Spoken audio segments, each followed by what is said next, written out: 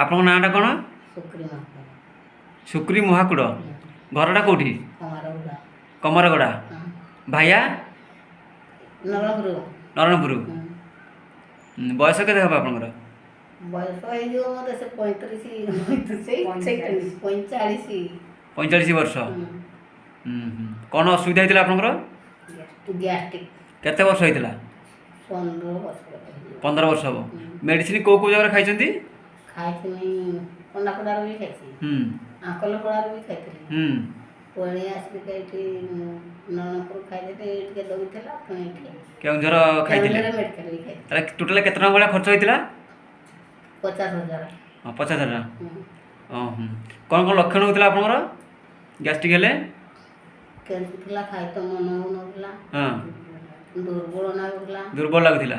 ଉଠି ତ ମନ ହେଉନଥିଲା, ଚାଲି ବି ବୋଇଲେ ମୁଣ୍ଡ ବୁଲଉଥିଲା।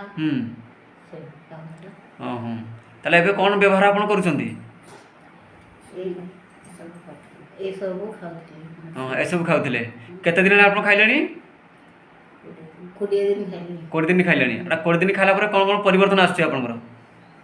ଭଲ ଲାଗୁଛି, ଗୋଟେ ଯୁଆଡ଼େ ବି କହିପାରୁନଥିଲି ବି ସେଇଆ ସବୁ ଆସିଲାନି କହିବି ଆଉ ଆଉ କ'ଣ କ'ଣ ପରିବର୍ତ୍ତନ ଆସୁଛି?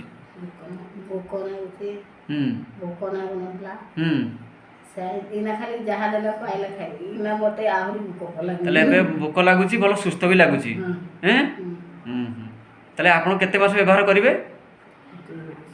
2 ମାସ, ଏଇଥର ନେଲେ 2 ମାସ ହେଇଯିବ, ଏଇଆ ସରିଗଲା ପୁଣି ଦେଖିବି, ଆଉ ଥରେ ନେବି। ଆଉ ତାହେଲେ କେତେ ମାସ ବ୍ୟବହାର କରିବେ?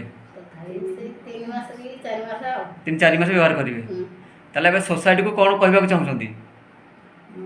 ଆମ ଓଡ଼ିଶାର ଲୋକମାନଙ୍କୁ କ'ଣ କହିବାକୁ ଚାହୁଁଛନ୍ତି? ମୁଁ ଖାଉଛି ସେଇ ମେଡ଼ିସିନ, ସେଇ ଦ୍ୱାରା ମୋତେ ଭଲ ଲାଗୁଛି, ଅନ୍ୟମାନେ ବି ଖାଆନ୍ତୁ ବୋଲି କହିବି। ବହୁତ ବହୁତ ଧନ୍ୟବାଦ ଆପଣଙ୍କୁ। ଆପଣ ଭଲ ହୁଅନ୍ତୁ, ସୁସ୍ଥ ହୁଅନ୍ତୁ, ଆଉ କଣ୍ଟିନ୍ୟୁ ଆପଣ ବ୍ୟବହାର କରନ୍ତୁ ହେଲା।